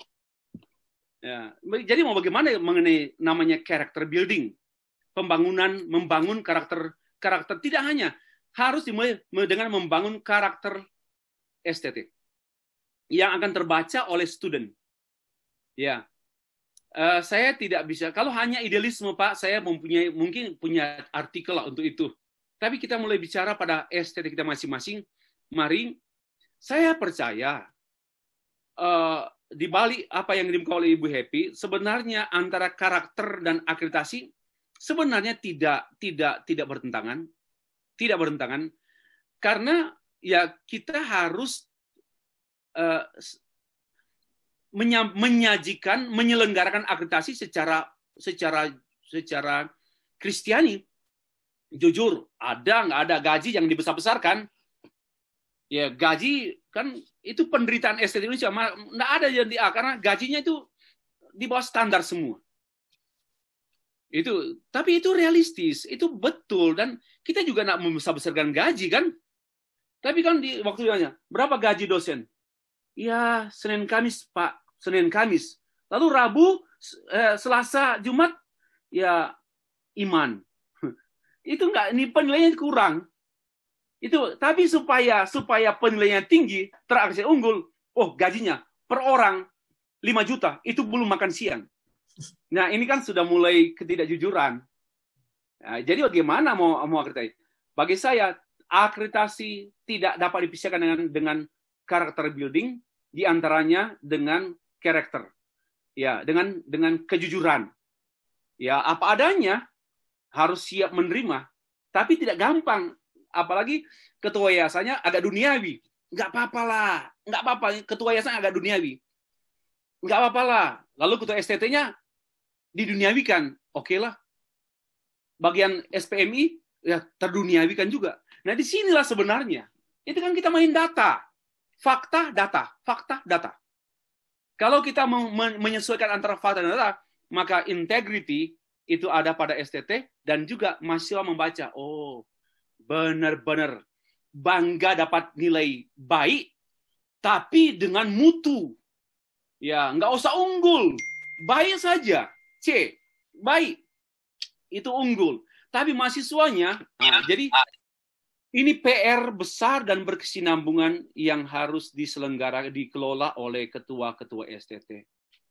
Sorry, saya nggak punya idealisme sendiri, kecuali mari kita mengembalikan kepada masing-masing STT kita bahwa STT kita masing-masing adalah berupaya akreditasi tetap dengan berkarakter dan akreditasi.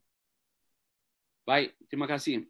Baik, untuk sesi yang pertama ini ada pertanyaan terakhir Pak, nanti kita lanjutkan dalam pertanyaan yang secara langsung.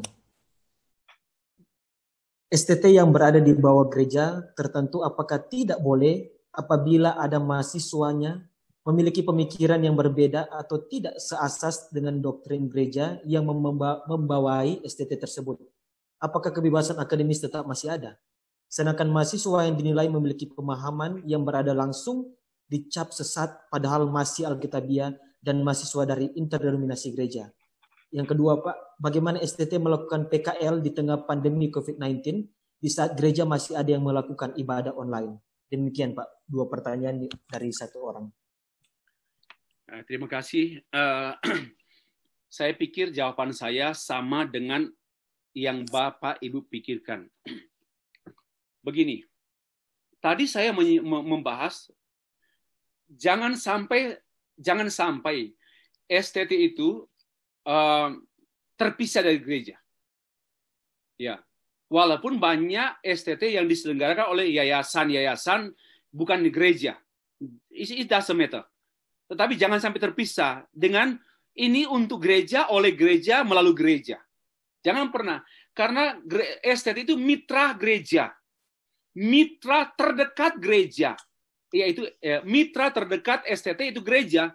Dan mitra terdekat gereja itu STT. Itu pinang di belah dua.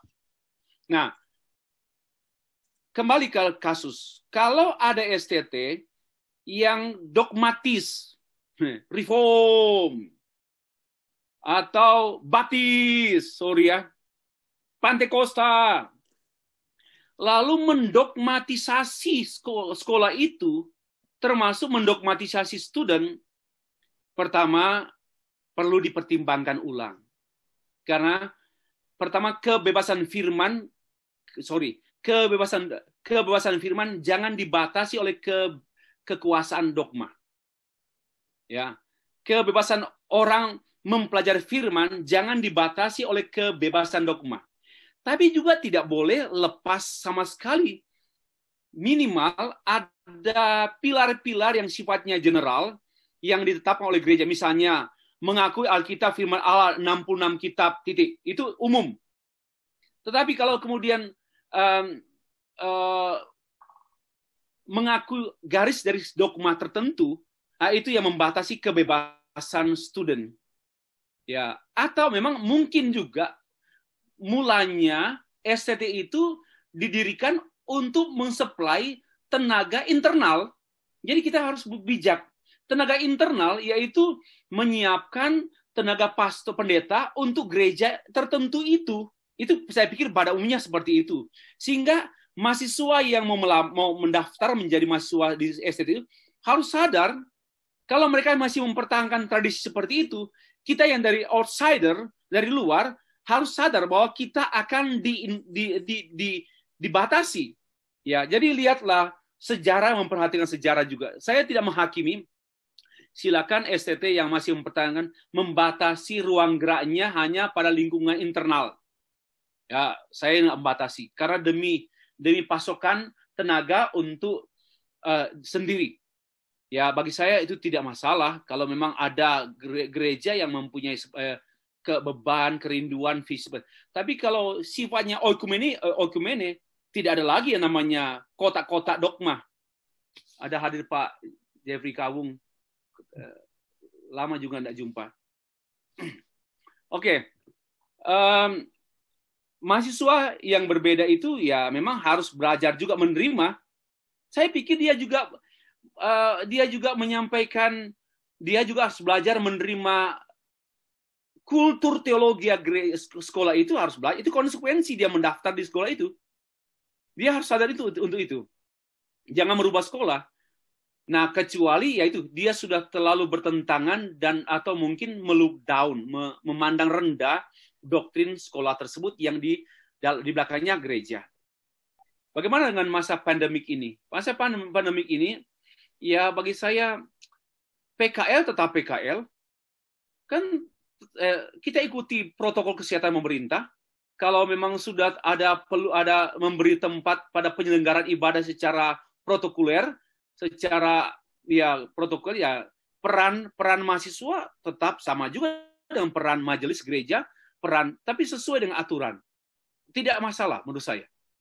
Tidak masalah menurut saya karena PKL pada masa pandemik ini tetap saja sama juga, kita kan tidak berhenti semua. PKL kan juga seperti anak saya yang lalu ya dari sekarang pun dia mengajar dari rumah. Dia di ruangan sebelah ini lagi mengajar. Dia pun mengajar. It's okay. Tapi kan berarti tetap jalan, tetap berlanjut. Kalau dia mengunjungi ada pada masa-masa tertentu. Ada aturan juga. Nggak harus salaman juga, harus pakai protokol, harus pakai semualah yang sudah bosan kita sebut berulang-ulang kan. Ya itu dari saya. Oke, terima kasih untuk sesi yang pertama telah selesai. Yang kedua kita akan buka secara langsung. Apakah ada Bapak Ibu? Mungkin sini ada yang telah menulis namanya education yang mau bertanya secara langsung. Dipersilakan, bisa di-mute, unmute kan. Education, siapa ini? Education, apakah ada? Sepertinya tidak ada yang mau bertanya nih Pak secara langsung. Mungkin sudah dijawab semua. Saya mau siap-siap ke Manado besok. Bisa langsung bertanya langsung sama Bapak. Ya, mungkin tidak ada lagi mungkin Pak. Atau ada? Oh ada. Host kita ini, Fedi Mangantebe, ingin bertanya secara langsung. Dipersilakan. Makasih Pak untuk materinya, sangat memberkati dan membuka tentunya membuka wawasan kita, apalagi saya yang masih baru sebenarnya di dalam dunia pendidikan, masih terjun dalam dunia pendidikan karena baru selesai juga. Dan pertanyaan saya ini kan memang agak sedikit setelah menyusun akreditasi di STTYB, akhirnya saya juga banyak tahu dan banyak memahami. Dan menurut saya ini agak sedikit geram karena memang realitanya seperti ini. Nah, Bapak kan sekarang lagi dipercayakan Tuhan untuk bertanggung jawab sebagai sekretaris di BMPDKI. Dan mungkin secara pendekatan dengan Dirjen Dimas Kristen kan mungkin lebih dekat, lebih akrab, lebih mengenal. Dan saya melihat bahwa kenyataan yang terjadi sekarang ini dengan keadaan COVID-19, bahwa di mana ada terjadi kesenjangan atau ketidakadilan. Misalkan di negeri, sama seperti yang Bapak katakan tadi, bahwa di Jawa itu semakin maju.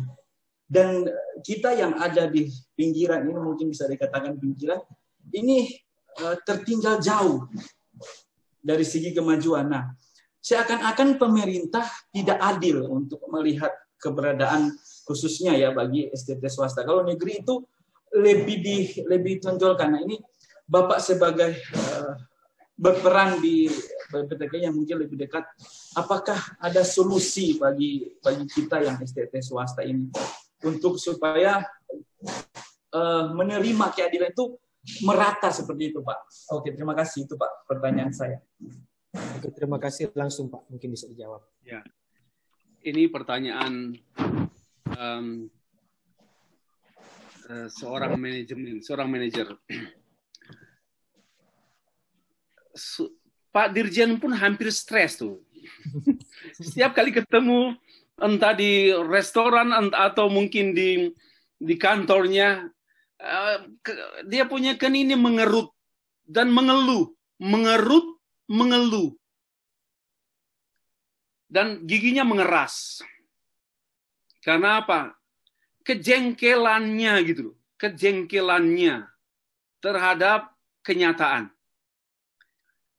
Bapak Ibu, dia perlu 2 tahun untuk memahami kantornya.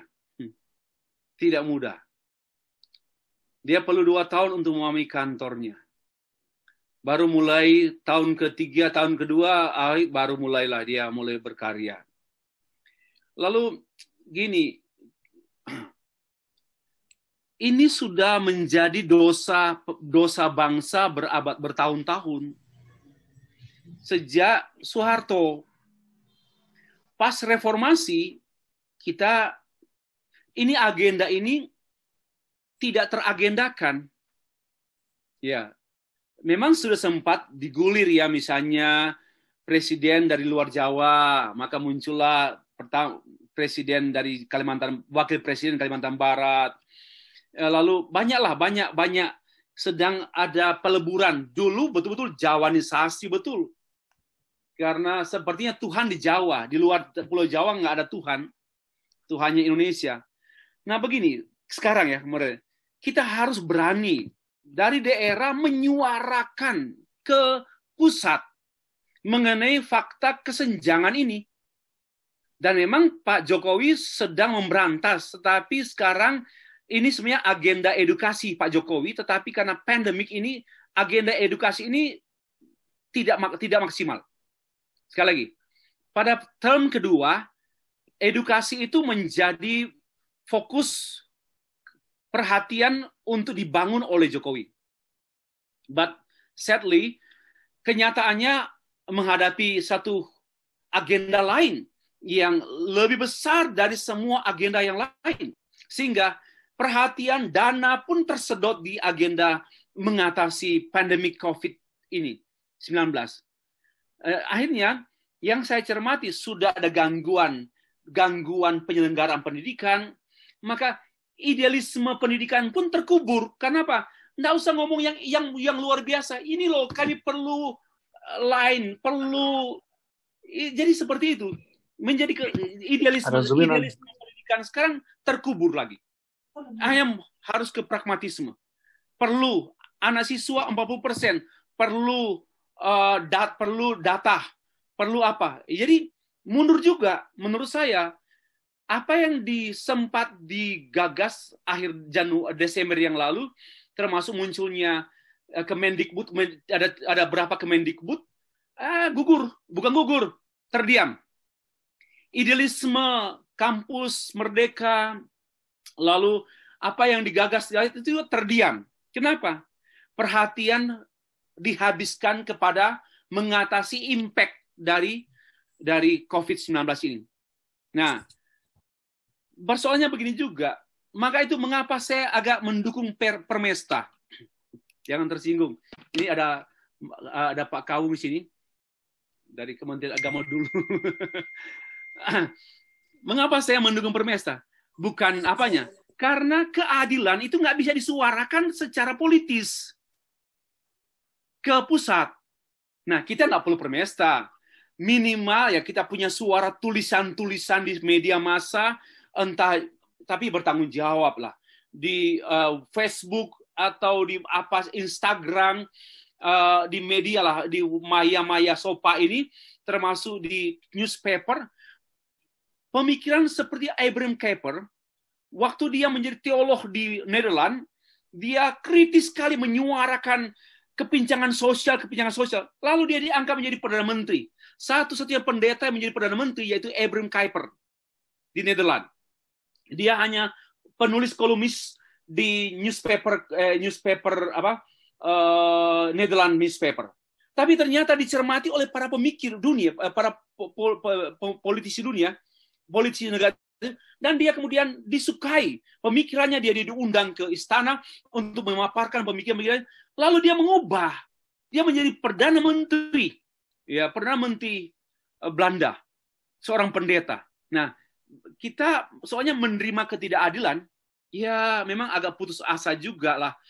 Harus terimalah. Kita ini siapa, wong cili, nggak bisa. Mulai dari STT, saya pikir kita menyuarakan ketidakadilan, kesenjangan antar banyak faktor kesenjangan ya antara Barat dan Timur. Itu sudah kesenjangan. Ya, lalu kesenjangan Jawa luar, karena memang di Jawa lebih dekat dengan kekuasaan, keuangan dan politik. Maka ya support dana ya cepatlah daripada harus ke Pulau Lembeh, harus minta izin dari bupati. Ya kalau bupati mau, bupati, gubernur dan sebagainya. Kalau di sini lebih dekat lah.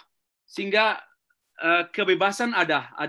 Nah, ini yang harus disuarakan secara mungkin tidak bisa sekali, tapi bertahun-tahun, namanya satu merubah kestagnanan dan bagaimana mencairkan kebekuan ini perlu waktu lama. Jadi saya sudah mulai, Pak. Tentu dengan santun, dengan akademis. Buatlah artikel. Ayo Bapak Ibu buat artikel, masukkan di jurnal-jurnal suara-suara ketidakadilan itu dibukakan di artikel-artikel dan publish secara umum, artikel yang terbagus, yang bagus. Nah, itu saya pikir akan menjadi social control. This like Immanuel Kant, semua pemikiran para pemikir akan menjadi social control untuk government. Jadi ini masukan dari saya. Kita harus bersuara, apalagi sekarang media terbuka yang sangat akrab. Seorang dosen menghasilkan karya-karya tulis. Pada bulan Februari saya dalam 1 bulan menghasilkan 1 artikel tentang problem politik dan bangsa Indonesia. Dan ya itu saya kerjakan.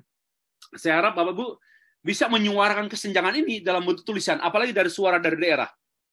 Baik, itu dari saya. Ya, bukan jawaban, melainkan menantanglah untuk kita keluar dan memberi respon terhadap realitas yang sumbang. Terima kasih.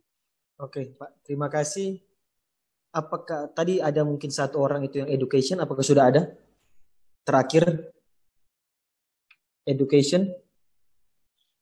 Kalau sudah tidak ada, kita akan akhiri. Ya, ada Pak. Ada ya? Oke. Ya, dipersilakan. ya Pak. Ya, dipersilakan. Ya, terima kasih atas waktu yang diberikan. Nama. Perkenalkan, nama saya Julius Umpel. Saya dosen di STT Yerusalem Baru. Ya, tentunya kalau Pak Stefri ini bagi saya sudah tidak asing. Karena beliau dulu pernah saya ikut mata kuliahnya, dulu saya di Palu, Pak. Jadi dulu Bapak mengajar di STTII, Palu, pernah juga saya masuk. Jadi saya kenal Pak Stefri, dan beliau ini sempat menggemparkan dunia teologi, khususnya dalam buku-bukunya. Salah satu bukunya yang saya beli itu yaitu Teologi Abu-Abu. Mungkin itu bukunya Bapak ya. Ya, baik, saya akan sedikit bertanya ke Pak Stefri. Tentu kan tadi yang dibahas tentang kualitas daripada lembaga-lembaga pendidikan, khususnya di bidang teologi. Nah, kira-kira kalau menurut Bapak, yang menjadi parameter STT itu dia bisa qualified itu seperti apa? Yang kedua, tadi agak kontroversi sedikit kalau menurut saya. Jadi kita tidak boleh terlalu banyak bicara politik, tapi sedikit Pak Stefri manuver ke politik. Tapi nggak apa-apa, itu biasa, fenomena. Nah, dari satu sisi saya melihat keterangan-keterangan yang disampaikan oleh Pak Stefri ini memotivasi kami sebagai lembaga-lembaga pendidikan tinggi, khususnya teologi. Namun ada hal-hal yang saya lihat bahwa dengan new reality ini, bahasanya kan new normal, tetapi bahasanya Pak Stefri new reality. Jadi seakan-akan kita ini, kalau saya kutip tadi ya, yang disampaikan dulu, seakan-akan kita ini hilang kesempatan. Sehingga dari sisi mengajar, dari sisi mengikuti perkuliahan, akhirnya tidak maksimal. Nah, tentunya ini setiap lembaga-lembaga pendidikan, ya tentunya ada standar juga. Jadi kalau kami di STT Yerusalem Baru, ya memang kami disiplin. Kedua, ini menyangkut nama baik sebagai seorang dosen. Ketika dosen itu mengajar dengan standarnya seperti anak SMA, atau mungkin tidak pernah belajar lalu mengajar, ya memang mempermalukan. Gitu. Lalu menyikapi hal-hal yang dilakukan oleh pemerintah mengenai lockdown dan sebagainya, tentunya bagi saya, menurut saya, itu bukan gangguan. Anggaplah ini sebuah fenomena yang orang hidup di alam bebas ini yang kadang-kadang ada angin, ada hujan. Nah, inilah COVID-19. Jadi bagi saya COVID-19 ini bukan gangguan. Bagi saya ini sebuah fenomena saja kecil yang memang tadi Pak Stefri bilang ini bukannya apa, lewat ini mungkin Tuhan memproses orang juga. Iya, memang benar. Dan orang tidak perlu berteriak-teriak kepada Tuhan, stopkan COVID ini. Kalau Tuhan bilang belum selesai proyeknya, ya belum. Nah, namun kita sebagai pengelola lembaga pendidikan tinggi, dalam hal ini teologi, jangan berkecil hati dengan situasi yang ada. Semaksimal mungkin kita sebagai dosen mengajar yang baik. Karena ini tanggung jawab. Apalagi disindir tadi mengenai lembaga-lembaga yang mau akreditasi sehingga akal-akali. Tempatnya yang tidak ada, dibilang dia punya. Sekarang banyak Pak Sefri. Lembaga-lembaga tinggi sekarang tidak ada tanpa. Dia bikin kampus, dia foto, dia bilang dia punya. Dia taruh spanduk nama STT ini dan sebagainya. Padahal semuanya itu fiktif. Tetapi bagi saya kalau untuk STTYB ya kami mengikuti prosedur. Prosedur yang sebenarnya walaupun kami masih istilah orang bilang masih seumur jagung STT-nya kami. Tetapi kami berupaya untuk melakukan sebuah kelengkapan data dan sebagainya dari segi infrastruktur ya kami persiapkan selayak mungkin sehingga kami layak menerima akreditasi. Permisi Pak, mungkin bisa langsung pertanyaannya karena mengingat waktu. Jadi itu pertanyaan saya yang pertama tadi mengenai parameternya. STT yang berqualified itu seperti apa? Kalau menurut Pak Stefri. Lalu yang berikutnya itu hanya sebagai hanya sebagai sebuah tanggapan dari saya. Terima kasih. Oke, terima kasih. Langsung saja Pak dijawab. Baik, terima kasih Pak Julius. Terima kasih saya juga lama kalau begitu lama tidak bertemu. Saya pikir juga Bapak tidak diberikan kesempatan untuk berbicara seperti saya sekarang ini pada waktu ini. Sebenarnya gagasan, pemikiran, termasuk ketimpangan yang Bapak cermati jauh lebih banyak, lebih up to date dari saya. Nah, pertanyaan, STT yang benar-benar bukan karena begini, akreditasi oke. Kan akreditasi pengakuan. Ya, pengakuan dari pihak stakeholder government dan masyarakat. Nah, STT seperti apa yang susah qualify ya saya mencermati istilah yang qualify begini. Karena kan selama ini kita hanya main data dan ke depan pun akan data. Data akan menjadi raja. Siapa yang mampu main data, menang pemilu. Siapa yang main data, dia terpilih. Siapa yang data, pokoknya ke depan akan data. Otomatisasi, dataisasi, otomatisasi dan dataisasi. Maka itu digital adalah tools yang mutlak. Sehingga saya mencermati kalau namanya qualified, suatu school of theology, qualified school of theology, suatu sekolah teologi yang yang qualified, seperti apa? Mohon maaf, akreditasi baru salah satu indikator, bukan satu-satunya indikator. Ya, kenapa? Karena akreditasi hanyalah administrasi. Ya, akreditasi yang diakreditasikan administrasi. Baru salah satu. Ya, padahal sebenarnya yang namanya university atau perguruan tinggi yaitu keilmuan. Yang namanya perguruan tinggi itu keilmuan. Tetapi kan tak tersentuh. Memang ada standar isi. Tetapi kan yang mengunjungi asesmen lapangan kita kan tidak membahas mengenai isi teologi PLPB, tidak dibahas gitu kan. Isinya tidak dibahas. Sehingga boleh dikata STT sekarang itu berupaya untuk qualify secara administratif. Ya, qualify secara administratif. Tetapi boleh jadi karena saya sebut tadi kehabisan energi, nggak gampang loh Bu, tim yang menyiapkan dokumen-dokumen akreditasi itu bukan gampang, ribet, ya. Lebih mudah menikah daripada menyusun bahan akreditasi, ribet sekali. Nah, sehingga tapi itu akan berlanjut, ya, akan berlanjut.